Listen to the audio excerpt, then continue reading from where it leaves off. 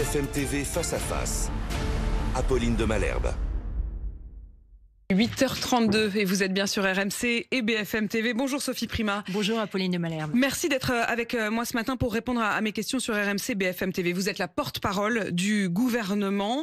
Vous venez des Républicains. Vous êtes une proche de Bruno Retailleau. Il y a beaucoup de questions à vous poser très concrètes et assez immédiates, notamment sur les taxis. Et puis des questions plus politiques parce que vous avez en quelque sorte remis de la politique dans ce gouvernement en disant, malgré le fait que vous partagez ce gouvernement avec des macronistes, que pour vous le macronisme allait se terminer en gros avec Emmanuel Macron. Vous reviendrez dans un instant là-dessus parce que les macronistes vous demandent même des excuses. Mais je voudrais qu'on parle de ce qui se passe dans les taxis parce que ça se corse et encore ce matin.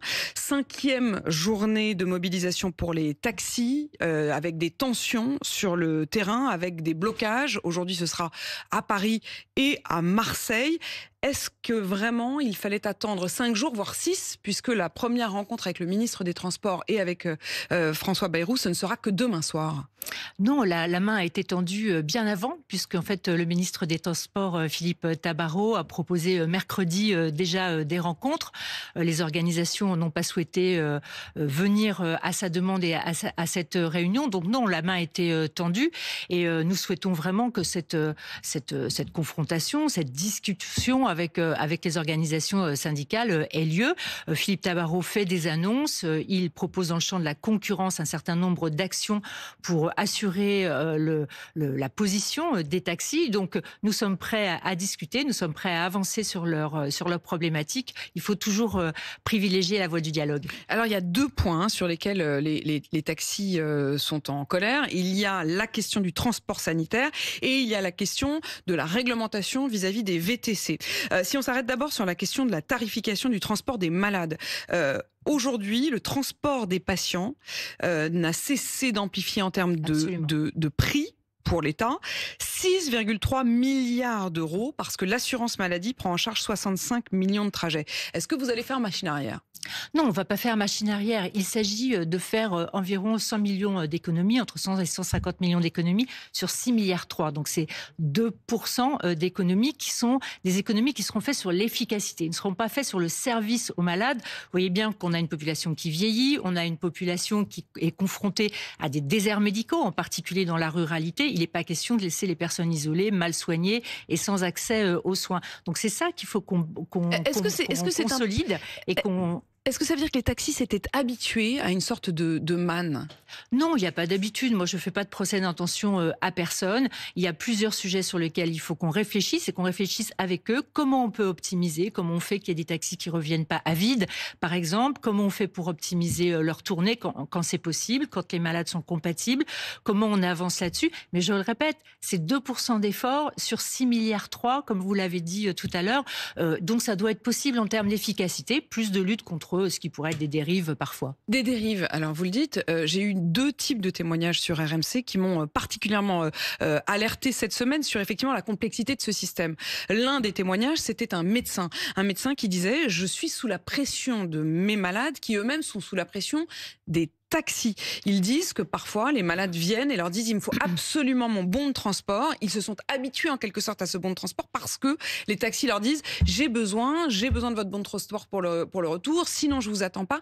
Est-ce qu'il y a eu ces dérives-là ? Est-ce que vous le constatez ? Écoutez, il suffit d'aller à l'entrée d'un hôpital et de regarder à l'accueil comment ça se passe. Et effectivement, il y a beaucoup de trafic au sens affluence, oui. Voilà, entre le guichet et puis les chauffeurs de taxi qui arrivent. Mais je le répète, il ne faut pas abîmer ce qui est l'accès aux soins pour les Français. Donc il faut travailler sur l'optimisation des flux, sur l'organisation des flux avec les taxis, s'assurer qu'on fait le maximum pour réduire les frais. Moi, je veux ne pas faire de procès d'intention. Il faut qu'on regarde ensemble avec les médecins, avec l'assurance sociale, avec Catherine Vautrin, avec les organisations. Et l'autre comment on peut optimiser. Type de témoignage, c'était aussi ce matin notamment un chauffeur de VSL. Ce sont les véhicules de santé légers. C'est-à-dire ce ne sont pas des ambulances au sens où on peut allonger le patient, ce sont des ambulances tout de même, mais dans lesquelles les patients sont assis. Donc ils ne sont pas taxis, Ils sont véhicules de santé et ils disent pour un même trajet,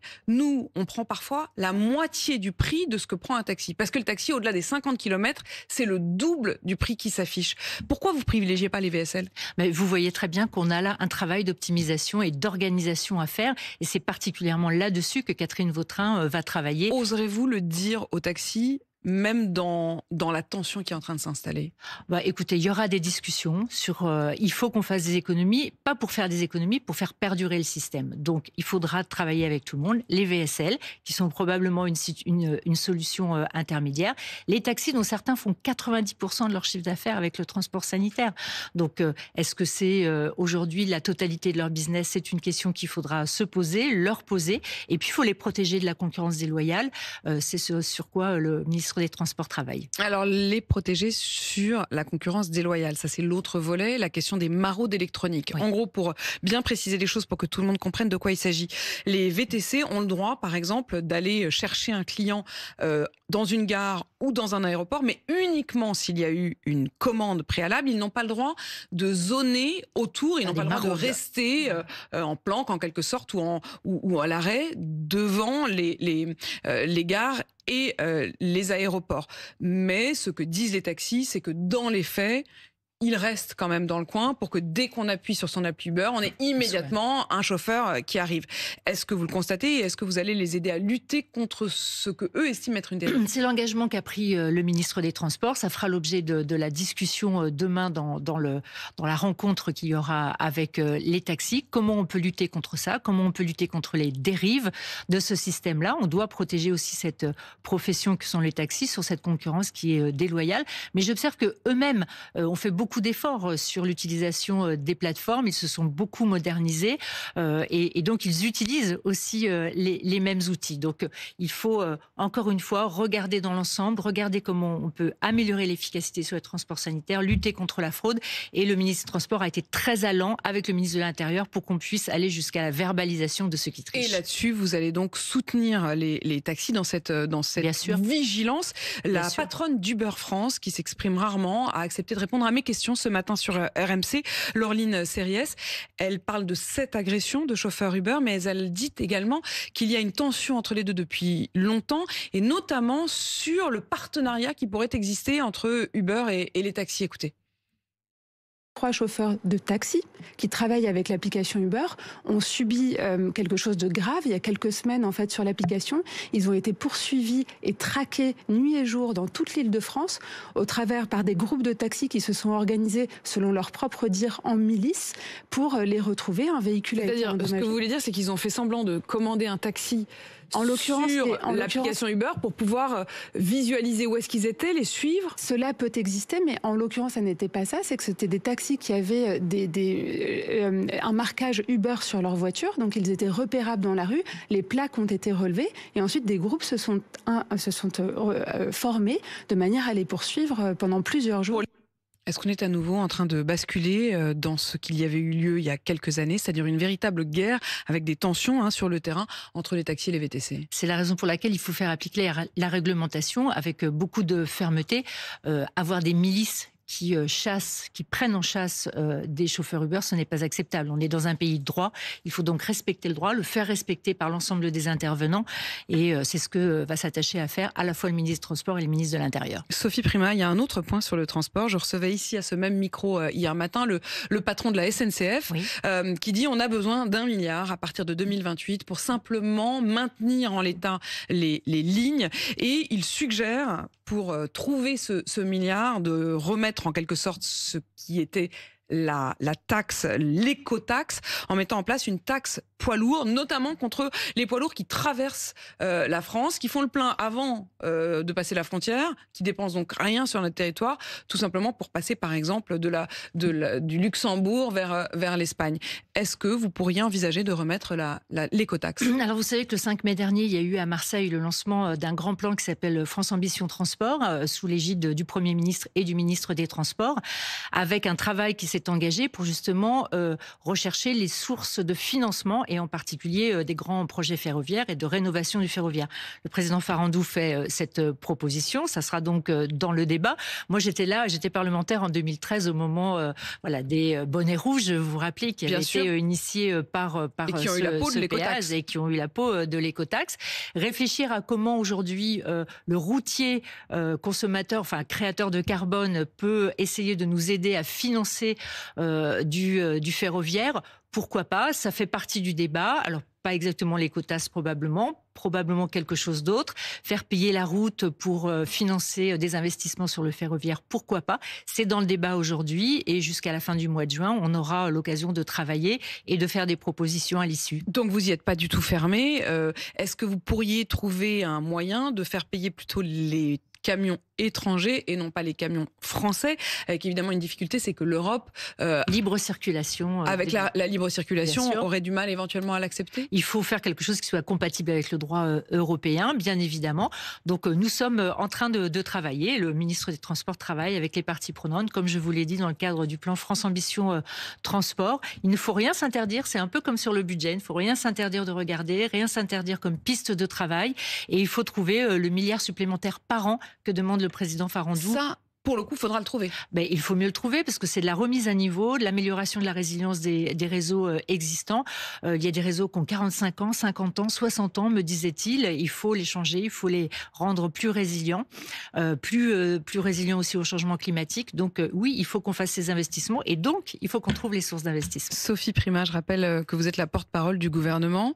Et vous avez dit, le macronisme va finir dans les mois qui viennent. Vous pensiez lever un tel tollé?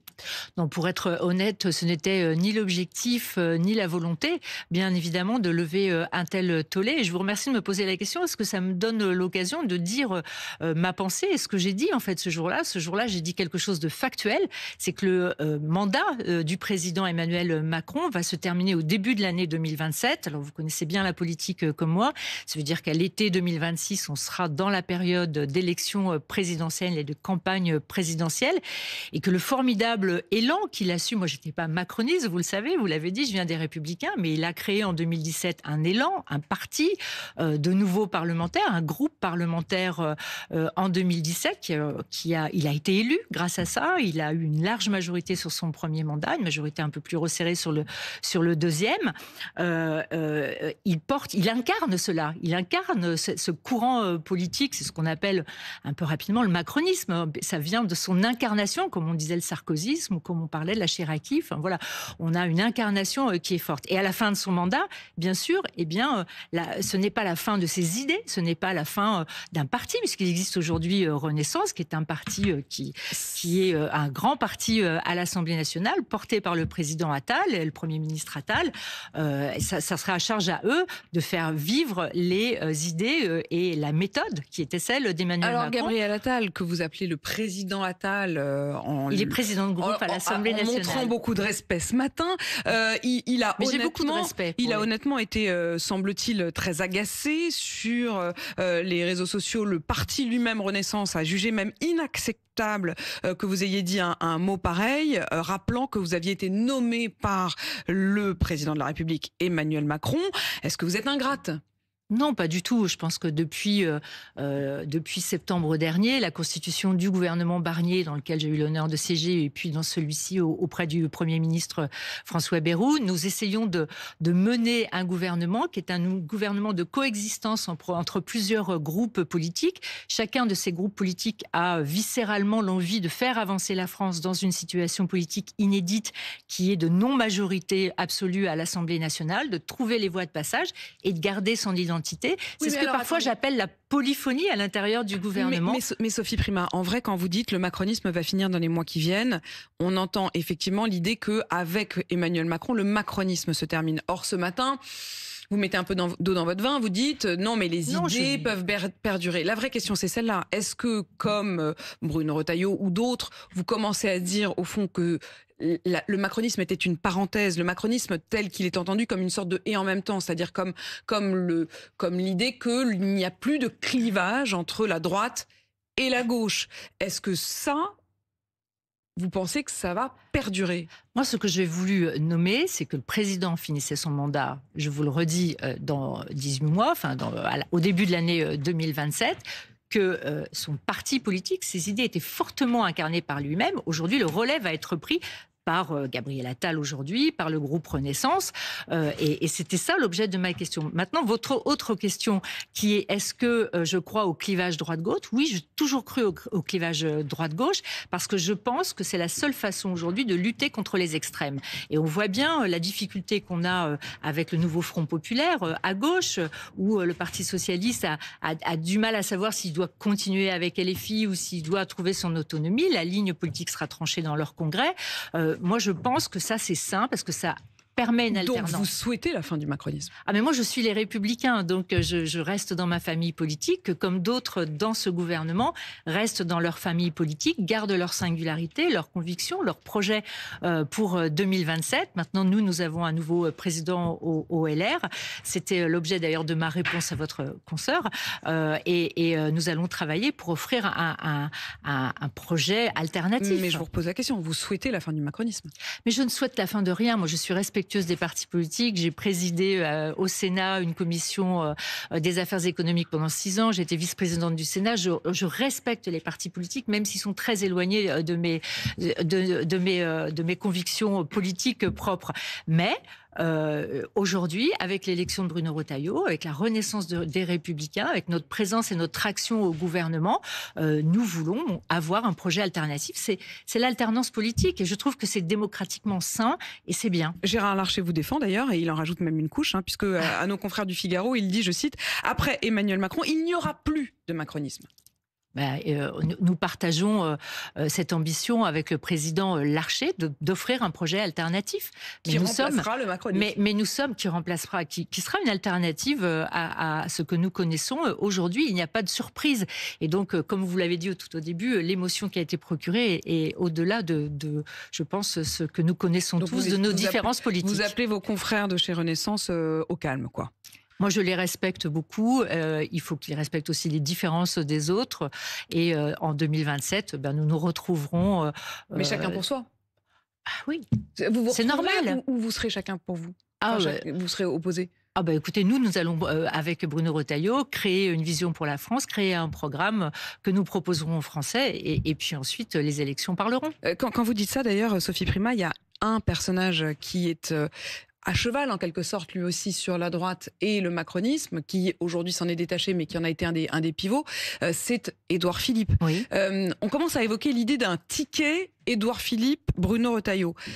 Est-ce que ce serait Édouard Philippe devant, Bruno Retailleau derrière? Est-ce que ce serait Bruno Retailleau devant, Édouard Philippe derrière? Ou est-ce qu'il faut mieux que ce soit chacun pour soi? Écoutez, je crois que l'élection et ce qui se passe aujourd'hui en termes d'élan, l'élection de ce week-end et de Bruno Retailleau à la tête des Républicains, l'élan que l'on voit en France pour le renouveau de la droite, nous conforte dans l'idée bien connue de Bruno Retailleau qu'il faut y aller colline par colline. Aujourd'hui, on se met au travail, on constitue une équipe, on va faire un projet et puis nous verrons le reste, c'est de la politique fiction. Donc quand cette petite musique d'un ticket, d'un duo avance, c'est pas vous qui l'avancez, cette idée? Non, pas du tout. Donc c'est plutôt du côté d'Édouard Philippe qu'on essaye d'installer cette idée que Bruno Retailleau va se rallier à lui? Édouard Philippe a légitimement une ambition présidentielle, il l'a déjà dit, il a officiellement annoncé sa candidature, il est officiellement candidat. Donc nous allons jouer chacun notre musique et puis nous verrons à l'été 2026, à l'automne 2026, avant les élections présidentielles, quel est l'état politique de notre pays. À ce stade, en tout cas, pas question de mettre en place travaillons. Quelques duos que ce soit. Travaillons. La cote de popularité de Bruno Retailleau a pour la première fois d'ailleurs dépassé celle d'Édouard Philippe. 51% de bonnes intentions contre 48% pour Édouard Philippe, selon le sondage pour le Figaro qui a été publié hier. Est-ce que ça vous donne des ailes? Indéniablement, je le redis, l'élection de Bruno Retailleau, notre participation qui avait été décidée par le parti au gouvernement, le fait qu'on montre en fait quel type d'hommes et de femmes politiques nous sommes quand nous sommes en responsabilité, donne un élan à la droite. C'est très important et oui, c'est probablement une renaissance aussi de notre parti. Il fallait le cacher, le rapport sur l'entrisme des frères musulmans, le laisser dans un fond de tiroir? Non, il fallait pas le cacher parce que je crois que en fait ce sentiment d'un entrisme l'entrisme est tout à fait diffus, mais n'était pas documenté. En réalité, dans les élus locaux, dans les associations, dans les clubs de sport, on voit bien, on sent quelque chose qui ne va pas, mais on ne savait pas mettre des mots, on ne savait pas le mesurer. Ce rapport, au moins, le mesure. Et il s'agit Mais pas lorsqu'Emmanuel Macron fait reproche, semble-t-il, en particulier à Bruno Retailleau, d'avoir beaucoup parlé, d'avoir beaucoup publiquement évoqué ce rapport, puis vraisemblablement de l'avoir communiqué, est-ce que vous trouvez ce reproche légitime ? Je n'étais pas à ce Conseil de défense, donc j'ai du mal à savoir exactement ce qui s'y est passé. Je sais que Bruno Retailleau est venu avec des solutions, que le président de la République prend cette question de l'entrisme avec beaucoup de sérieux pour défendre une valeur qui est une valeur fondamentale de notre République française, qui est la laïcité, et c'est-à-dire pour protéger aussi les musulmans qui sont dans le cadre de la laïcité et qui sont en France en respectant parfaitement tous les codes et les valeurs de la laïcité. Et donc, il demande des actions qui sont encore des actions renforcées. Bruno Retailleau est venu avec des solutions. Donc tout va bien sur le entre Bruno Retailleau et Emmanuel Macron. Et là aussi, on est au travail. Bon, il y a eu un petit peu d'énervement, probablement. Mais voilà. Il y a eu de l'énervement tout de même. On voit bien qu'il y a eu un petit peu de tension. On sent bien qu'il y a eu un petit peu de tension. Mais je crois que c'est pas très important au regard de l'enjeu qui est là. Et les solutions, Bruno Retailleau en a plusieurs et va les retravailler encore en avant. Sophie Primas, porte-parole du gouvernement. Et on le comprend, porte-parole aussi de Bruno Retailleau tout de même. Je suis LR. Vous êtes LR, voilà. et vous l'êtes toujours. Merci à vous d'avoir répondu à mes questions. Il est 8h53 sur RMC BFM.